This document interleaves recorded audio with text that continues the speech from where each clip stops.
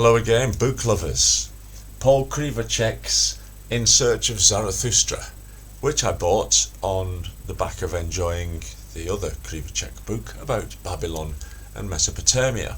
And so I was expecting something similar, a standard history book, but it wasn't. The title again, In Search of Zarathustra.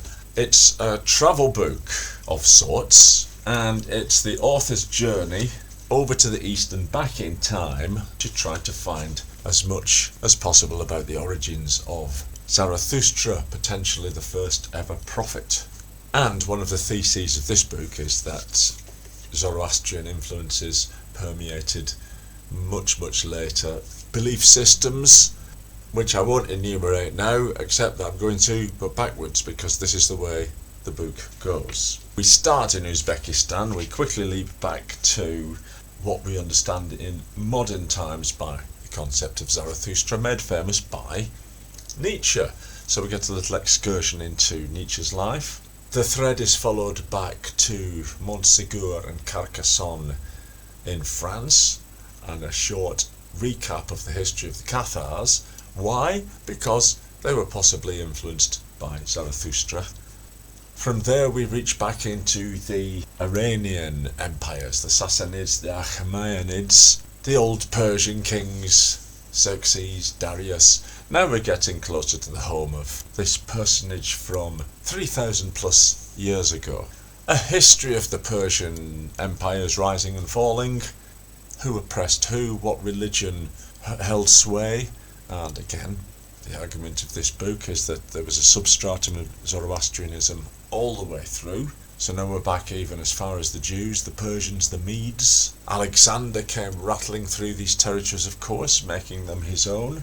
And we get a similar story to the Jews who lived in Spain when you had to pretend to be a Christian, continuing some of the old customs. And we finally arrive at some of the old pre-Persian monuments that were direct testimony to Zarathustra's existence. An example given being the table known as the Heftsin, the 7 S's table, which is part of the Islamic festivities of Nowruz. Although again, the argument here is that this is actually a hangover of the old Zoroastrian religion, where the items displayed, not with the sound S, but the sound sh. Small snippets of detective work like this serve to back up Mr. Kriwaczek's argument, which in the end I accept.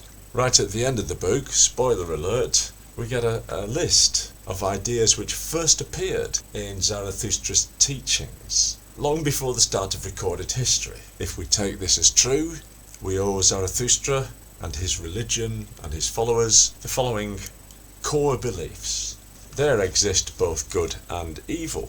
There are entities called angels, and there's one called the devil. When you die, you might go to heaven, or you might go to hell, and one day a Messiah will come to save us from this wretched world. So if Zoroaster really did inject these influences into subsequent religions, he was a lot more important than we think. We don't have a lot of the texts, and what we do have is from scripture known as the Avesta, whose basic message seems to be: choose truth, oppose lies, strive for good words, good thoughts and good deeds.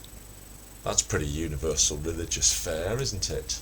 Interesting though that the lies here are known as Satan, and I think we can see what comes from that. I wasn't sure about the description of Richard Dawkins as a fundamentalist biologist, or of Rudyard Kipling as an arch-imperialist. But those quibbles aside, it was entertaining to learn that the inheritance of Mithra, perhaps a later aspect of Zoroastrianism, it's all in the book, the date of Christmas, and the design of the Christian church, as well as the ingestion of Liberty Cap mushrooms. Again, it's these little snippets that keep me entertained on these long rides. Why didn't the Greeks and Romans have animal-headed gods like the Egyptians did? I'd never wondered that before. So that's what lies in store for you if you fancy a whip through all those different periods of history. When I first started, I was a little wary, as I have to confess. I don't like the format of the author in search of something type book. They tend to over-focus on the author and, cups of mint tea and ferry rides and how long Ali's moustaches were, and things that I'm really not interested in. At least, not when I'm thinking I'm reading a history book. It's not to say that I haven't enjoyed travel books. Jan Morris, Paul Theroux, and especially Bruce Chatwin, I would recommend, as long with many a tale of adventurers of the past. But that's because they are travel books. This threatened to be a kind of mishmash of travel book and philosophy, and in the end it lent towards philosophy, religion, history, and so I found it pretty satisfying. There's a lot of information in here, and even some nice colour photographs.